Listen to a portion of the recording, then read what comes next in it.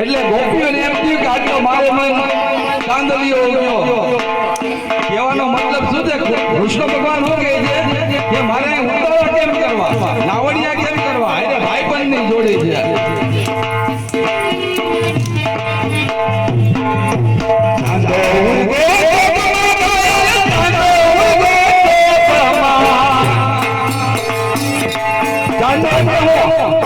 આપણી ઉંમર થઈ જાય ને એટલે માથે સફેદ વાળ આવી જાય, એને ચાંદો કે ચાંદો હોય ચોકમાં થાય, ચાંદો હોય ચોકમાં હેલે હેલે